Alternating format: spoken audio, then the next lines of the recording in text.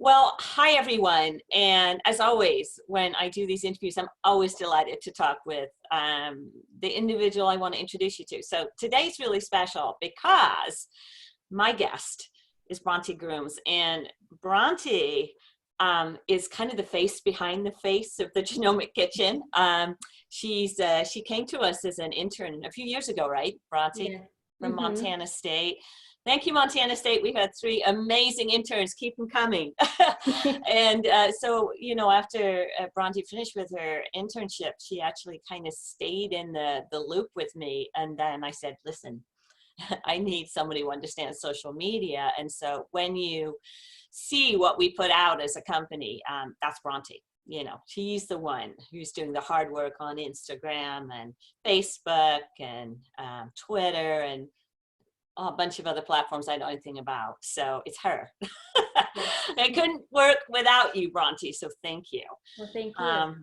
But anyway, we're actually just going to pivot the conversation today away from what we usually talk about behind the scenes, which is social media, to actually talking about Bronte's own journey with Nutrigenomics. So that's where we're headed. So Bronte, jump in, because I remember when we did engage you, so tell us about how you got started with Nutrigenomics in your own life. So how I got started with it, or tell my backstory? Yeah, first? tell your backstory. Okay. To the point where Nutrigenomics came into your life and the pivot from there. So tell the backstory first. Okay, so I'll talk a little bit of how nutrition first played in my life. It started out in high school. I was a dancer and I did not care about nutrition whatsoever, but it became introduced to me because I was eating, Snicker bars and Pop-Tarts, and I broke my foot 3 days before tryouts my senior year. And so I wasn't able to dance anymore, but I was still keeping those habits of not eating very healthy and still being, in a bed, just resting my foot off to let it heal. And I noticed that my body was changing and I was a little bit more sluggish. And so my stepdad at the time, asked me to team up with him and go on this journey of fitness and nutrition. So that's how I first became introduced to eating healthy, and starting to make my own meals. Fast forward into college, I then moved to California, and my stepmom, she was vegetarian at the time, and I remember bringing steaks from Utah from my stepdad and bringing them to her house, and she's like, well, I'm not going to cook those, but if you want them, you can cook them. And I remember sitting at the table with the family and they're eating their vegetarian meal and I had a steak, and she decided to introduce me to a book about vegan. And so it kind of shocked me at that time. Oh, I need to try this out. So that was kind of introduced to going on diets. And for me, so I went vegan for 3 years. It didn't work for me whatsoever. Like I developed an eating disorder in a way because I was counting my calories. I was watching what I was eating. Eventually it got to the point where all I could think about was food. And I remember during the exams for college, I just was stressed out and I would begin to binge eat, and then I'd make myself puke. And so, yeah. That was quite a journey. So it's kind of showing you that I did a diet, to another diet. And then again, after I decided not to be vegan because I noticed I was fatigued and tired and something wasn't right. And I remember we went on a river raft trip and they brought food and I forgot to bring food and they had chicken. And I was like, okay, I'll try it again. And so after that, I then went on a diet for like weightlifting, like the strict like macros and weighing your food. So you could kind of see through this transition, it's just diet after diet after diet and failure after failure, right? It's just trying different things that just don't work for you. And were you were in college at this time? Were you studying nutrition or not at this time? So when I first went vegan, I wasn't studying nutrition. I didn't know what I wanted to do. I was like, okay, I'll go into English because I was super into writing at the time. And then, so when I came back, so I actually lived in California for just a semester and I moved back. And my stepdad noticed how interested I was in food, because when you're a vegan, you kind of have to be aware of what you're eating. You do. It's a commitment. It is a commitment. And he's like, why don't you try out nutrition, take a class and see if you like it and want to become a dietitian. So that was when I first started, taking courses for nutrition and went into that towards that major, that field. And so I was, vegan for part of that, and also doing the weightlifting diets also in college. Wait. So what's the weightlifting diet? It's not the I just call it that because if you go to, like, they don't have the magazines anymore, but it's like Fitness RX, and it was all these like weightlifting for women, these magazines, which they don't have anymore, but they would have like meal plans in there. And I would try that. They would do like, try this meal plan to get the bikini, before the bikini competition kind of thing. And I would do that just for myself, because I just wanted to, be a little bit more fit. And so yet again, at the end of doing that and with college, I just had enough of doing those diets and just thinking about food constantly, like, what am I going to eat? When's my next meal? And I completely just gave up on that, even though I was learning about nutrition. It's interesting how I was learning about that, but I wasn't really playing that role. Yeah, interesting. You have the science, and then you have what you're doing in your life, and the two were not right on the same track. Okay. Right. And, they don't really teach you much of science in college. It's like a little bit, but you're not really connecting the two. I mean, you're learning biochemistry, and then you're learning like the macro and micro class, but you're not really connecting the dots of. Yeah, no, a lot of it, as I've said in other interviews that we learn, we definitely have a degree in nutrition science, but it's more you're learning how molecules work in a cycle and how they change, right? Remember biochemistry and so organic chemistry, it was more molecular, so structural, right, as opposed to application. So exactly. I totally get it. And so during my internship, I remember when I first started, I was questioning whether I made the right decision going in nutrition, because I was just about. I hear you.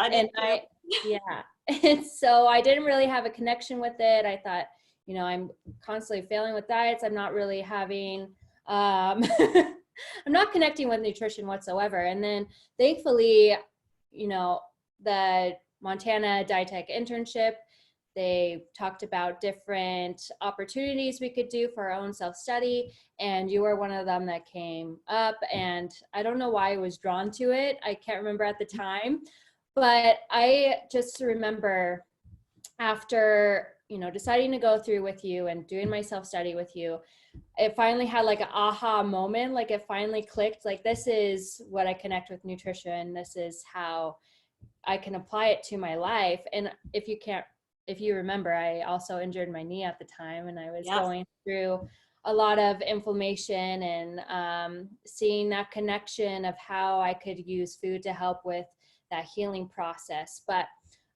through it all, just going through all of that, I finally was able to have a healthy relationship with food and see how it works for me, and not have to consistently think about what am I going to meal prep, what should I eat kind of thing. It's just more a way of looking at what I can add into my life, or even to my diet. So right. So when you were with us, because I was in Boulder at the time, so we actually hosted a workshop, right? And it was focused on sports nutrition. And as part of the workshop, because we were focusing on sports nutrition with through the genomic lens.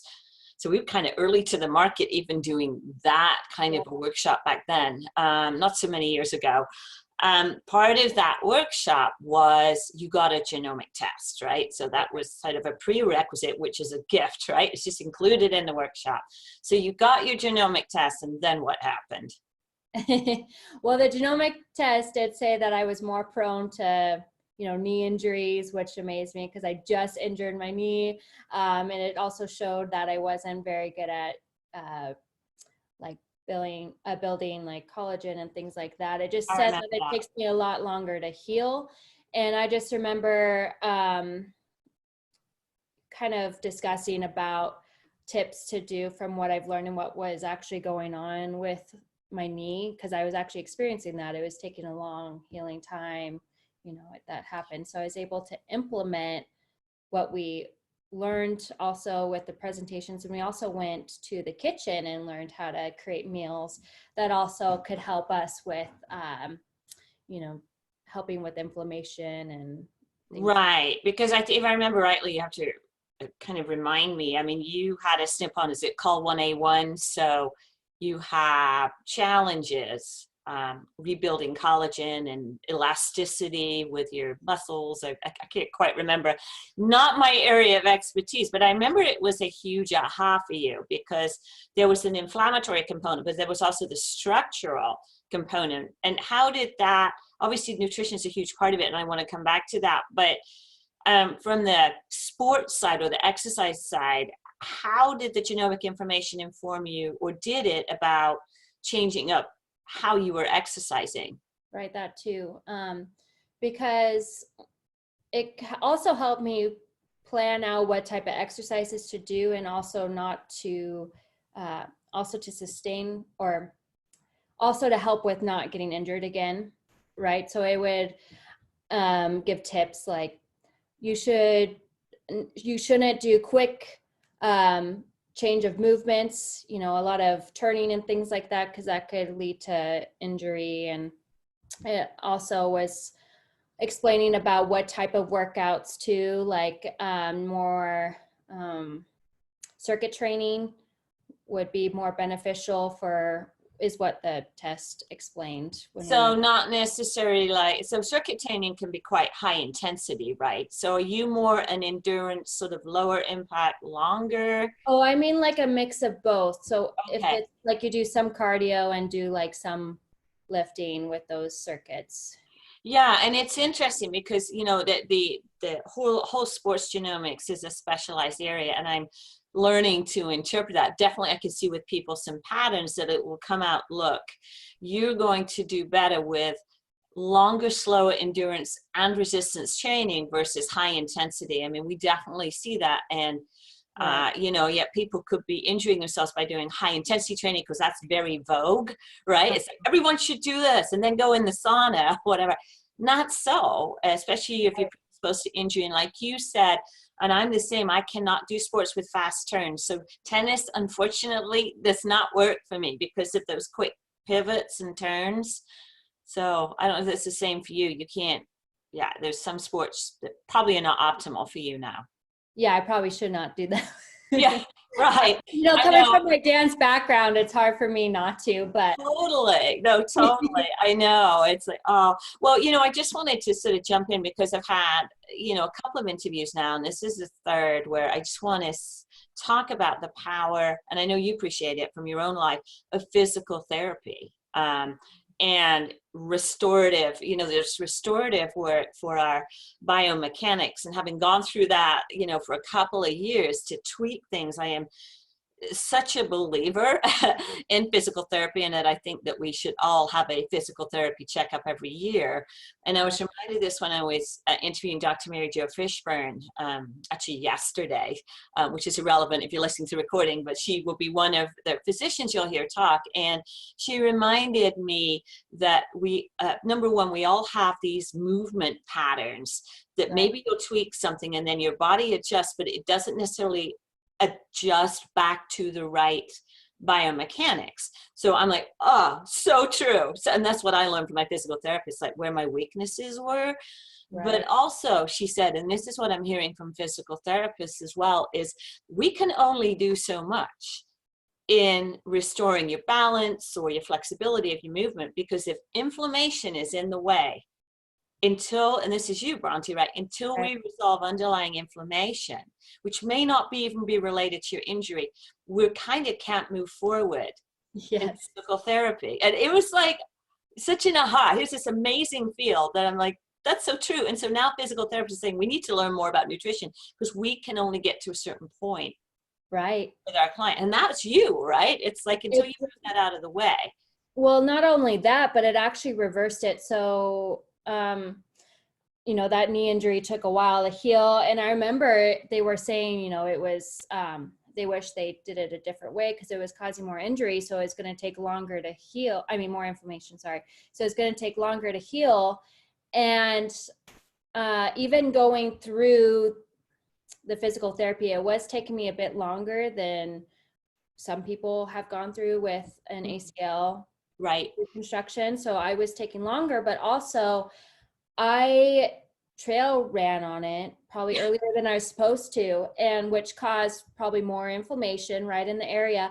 And it actually ended up, so they got it to go straight, but it actually ended up retracting and it was staying like this. And I was going to the doctor again. I was like, something's going on. Like, I'm not able to get the full range of motion like I did. And I ended up having to get surgery again and get cleaned up. So it not only can it slow you down, but it can actually take you a step back and have you go through it again. So, being aware of the, inflammation, of course, is really important. So if you remember your test, because inflammation's come up a lot. I mean, inflammation is a response to injury, right? And it's what we remove to heal. So did you see in your genomic test that you were predisposed more to inflammation through some of your gene variants? I believe so. I wish I had the test with me right now because it was a little bit ago. I remember it was like one was really hard to get rid of toxins and things like that. I have to look it again, honestly. We'll post it. No, we won't. I mean, some people, what we look at genomically, we can see a heavier, through a couple of pathways, a heavier predisposition to be more pro-inflammatory. It doesn't mean to say you can't work around it at all, but there's some gene SNPs that predispose us, but also something you brought up with our detoxification or biotransformation genes. Some people are their genes are cocked in a certain way that they need a little bit more help with the type of foods that we would introduce to kind of ease those pathways. And maybe that was, part of you as well. Detoxification. So it's interesting because the idea of detoxification or biotransformation, which is what we're doing with molecules, comes from this pharmaceutical industry. I mean, that's how we understand how drugs are metabolized and which ones which genes they target. So food can also induce those pathways and actually help us remove some of these byproducts of pharmaceuticals, toxins, estrogen, etc. So if your detoxification genes get jammed up a little bit, sometimes you can be symptomatic, and one of the symptoms is inflammation, right? So so not only was genomics insightful for or explaining to you why you were slow to recover from injuries or why you may be more injury prone based on your sports, but there's also a huge food component for you, right? That was a huge aha. Talk a little bit about that, how you connected the dots through food. Right. I remember I was like, okay, I need to take more turmeric and have more fish oil in my diet. I remember, this was a few years ago with that injury. So I just remember trying to take as much as that food consumption, or I would try to consume as much of those ingredients that I learned would help with the inflammation. I would load up on, the turmeric at least like twice a day, adding in more of those brassica vegetables into my diet and things like that. And it wasn't a quick response. It's not like you see immediate results.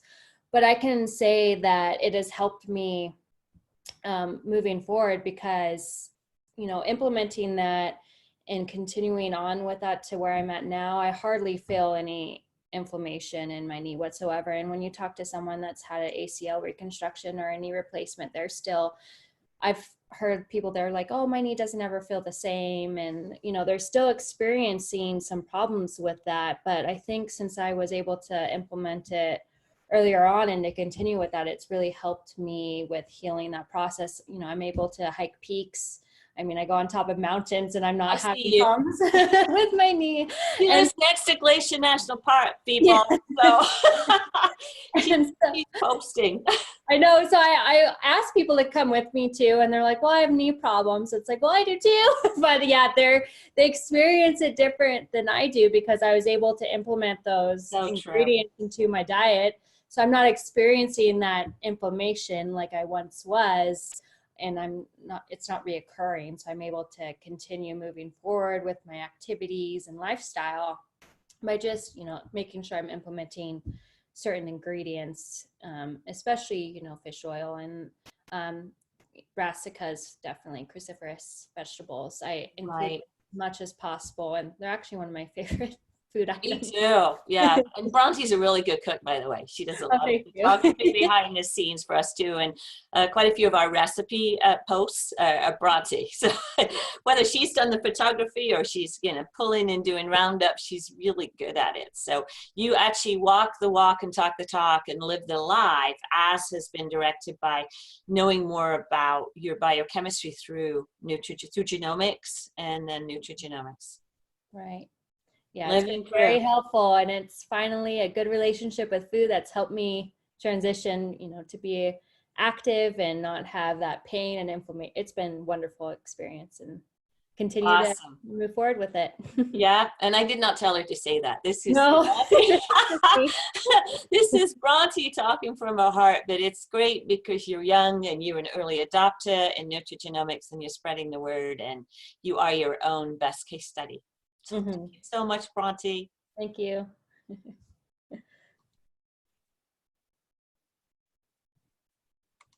Oh,